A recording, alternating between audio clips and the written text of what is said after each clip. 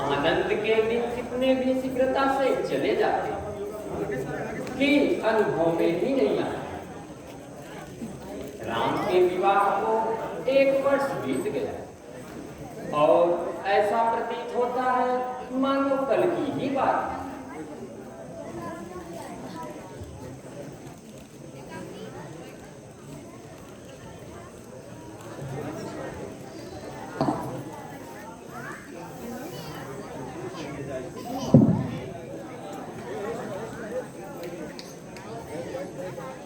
दासी,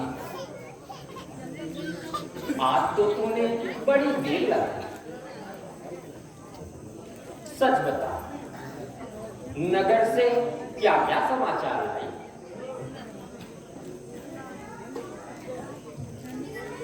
मंथरा, आज तो तेरा मन कुछ उदास सा प्रतीत होता है।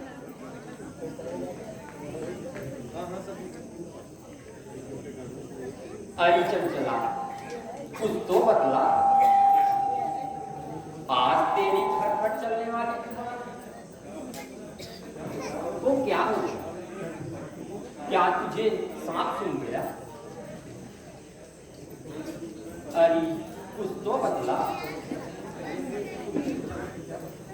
आखिर ऐसी क्या बात? राम लक्ष्मण भरत शत्रुघ्न सब कुशल से तो हैं। आज तुम और क्यों हुए जा रही है? मौन ना हो तो क्या करूंगा दीदी? तेरी सर्वनाश को देखकर मन में बड़ा कष्ट होता है। क्या तुमने नगरी की शोभा नहीं देखी? क्या तुम्हें घर घर की बधाइयां नहीं सुनाई दी? अफसोस, साथी से राजा ने तुम्हारे ही ठिकाने पर खुले का भेद सारा कुछ समय के बीत जाने पर। क्यों? ऐसा क्या बात?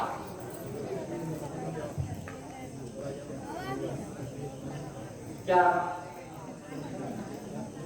क्या तुम्हें पता नहीं, कल राम को राजा बनाया जाए? क्या राम को राजा बनाया जा रहा है?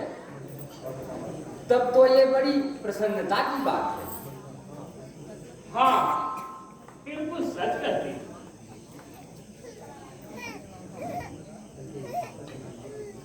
सच में मेरी आशाओं का कमल खिलने वाला।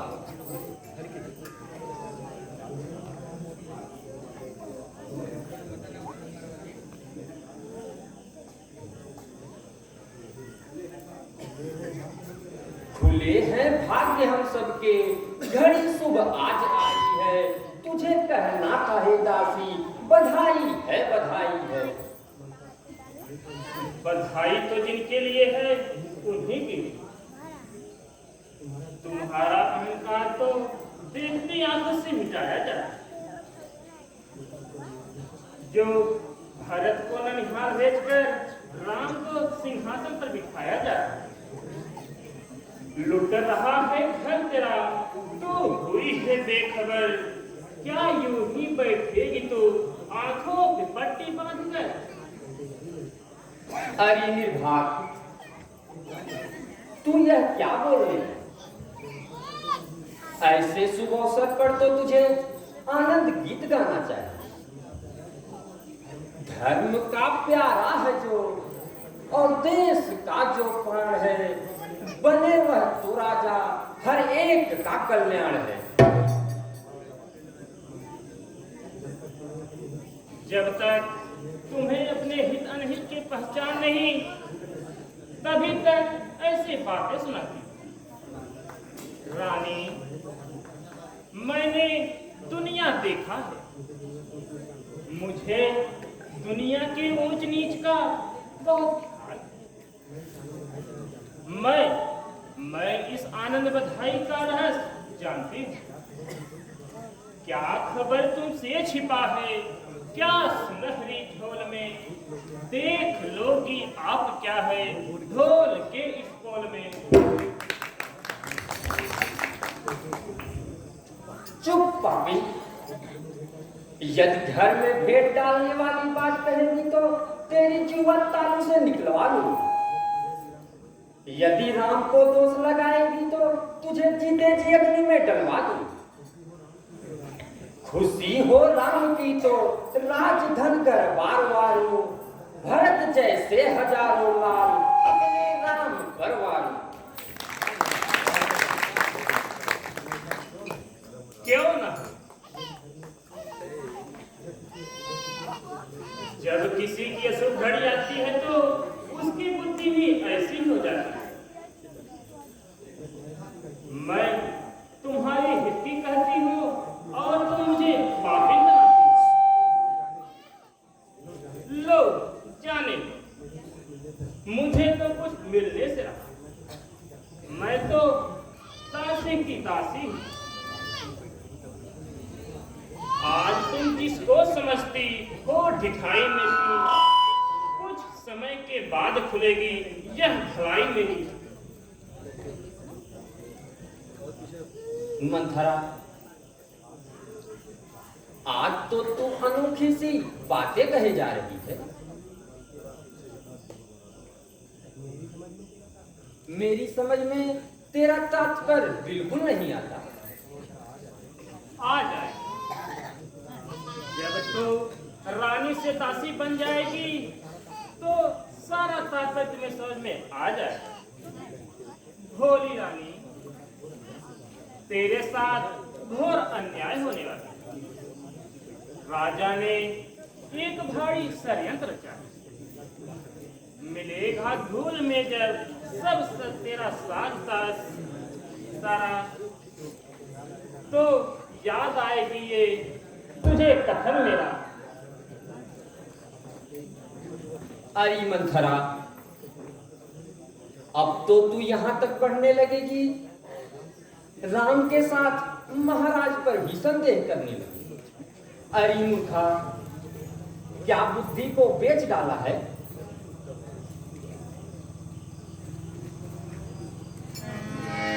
उपजा कुटनी पापिन डायन, क्यों घर में आग लगाती है, क्यों घर में आग लगाती है, क्यों सूरज पर मिट्टी डाली, अमृत में जहर मिलाती है।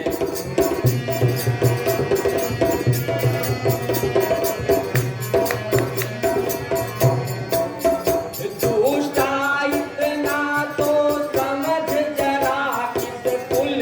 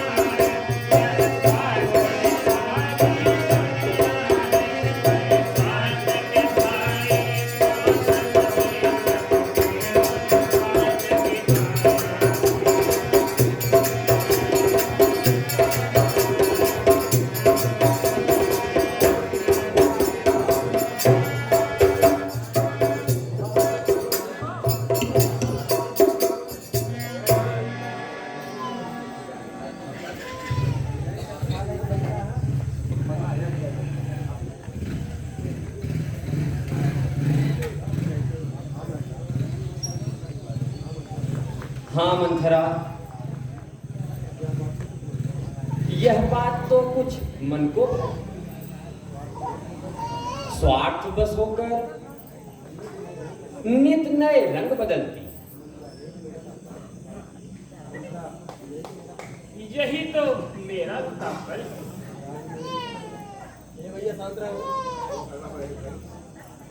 राज्य मिलने से पहले जो राम की दशा है, बाद में वह कदापि नहीं रहेगी। देख लेना कि तो सम्मान के बदले अपमान का कष्ट पाएगी। परंतु इसमें महाराज का क्या दोष?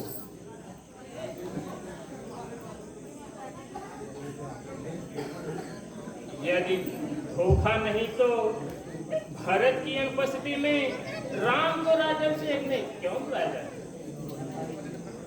इतने महान कार्य के लिए कल का दिन ही क्यों निश्चित किया? हाँ ठीक है, तेरा विचार बिल्कुल ठीक है।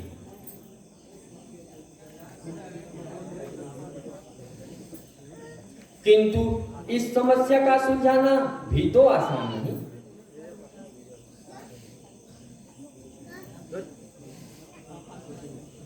अच्छा तो सुनो, जिस समय महाराज दशरथ इंद्र की ओर से संहासुर से युद्ध करने गए थे, उस समय रथ का पहिया टूट जाने पर तुमने अपने हाथों का सहारा दिया, तो महाराज ने तुम्हें तो वरदान दिया। हाँ ठीक है, वह सारा संवाद मुझे अच्छे से याद है। तो बस आज तुम अपने दोनों वरदान मांग लो। एक में भरत को राज तिलक और दूसरे में राम को 14 वर्ष वनवास। किंतु राम को वनवास भेजने से क्या लाभ? रानी तू बहुत भूली, ये राजनीति की बातें हैं। ऐसा ना हो कि राम यहाँ रहे और भरत के राज तिलक में विघ्न डाले। हाँ यह भी ठीक है। पर इतना ध्यान रखना कि राजा की चिकनी चुपड़ी बातों में न आ जाए, और इन वरदान को छोड़कर किसी और बात पर न आ जाए। नहीं कदापि, जान से जाऊं मगर छोड़ू नहीं एक बार हट। देख लेना किस तरह से पूर्ण होगी नारी। बस तो समझ ले तेरी ही जीत है।